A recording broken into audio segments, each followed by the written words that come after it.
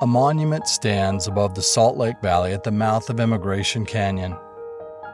3 bronze figures at the top of the monument, Brigham Young, Heber C. Kimball, and Wilford Woodruff, represent the faith and fortitude that carried thousands to this valley in 1847.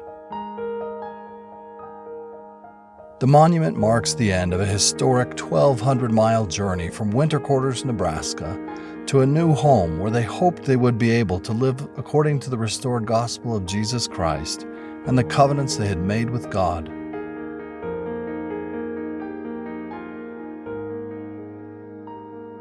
Their first view of the valley, as described in Wilford Woodruff's journal, was recorded on July 24, 1847. He wrote, "This is an important day in the history of my life and the history of the Church of Jesus Christ of Latter-day Saints. On this important day, we came in full view of the land of promise held in reserve by the hand of God for a resting place for the saints upon which a portion of the Zion of God will be built. We gazed with wonder and admiration upon the vast, rich, fertile valley which lay for about 25 miles in length and 16 miles in width, clothed with the heaviest garb of green vegetation, in the midst of which lay a large lake of salt water. Our hearts were surely made glad after a hard journey from Winter Quarters of 1,200 miles to gaze upon a valley of such vast extent, entirely surrounded with a perfect chain of everlasting hills and mountains, covered with eternal snow, with their innumerable peaks like pyramids towering towards heaven." President Young expressed his full satisfaction in the appearance of the valley as a resting place for the saints.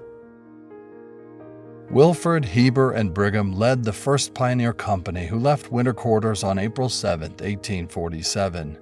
The first members of the company entered the valley on July 21st, and on July 24th, Wilford, with the second wagon train driving his carriage where he had made a bed to transport a feverishly ill Brigham Young. It was from Wilford's carriage that Brigham first saw the Salt Lake Valley and spoke the words the monument is named after, "This is the place." Wilford recalled that moment on many occasions, stating, "I brought President Young in my carriage into the Valley of Salt Lake. He was sick and he asked me to turn my carriage so that he could get sight of the valley. He looked on for some little time. When he got through, he said, 'Brother Woodruff, drive on. Here is our home. This is the place God has pointed out for us to plant our feet.'" At one Pioneer Day celebration in 1888, Wilford reminded the saints that Brigham had seen the valley in a vision before they arrived, and shared his conviction with Wilford that in this valley will be built the city of the saints and the temple of our God. The prophecy recorded by Isaiah would be fulfilled through the light of the gospel as restored through the prophet Joseph Smith. In the last days, the mountain of the Lord's house has been established in the top of the mountains, and all nations flow unto it.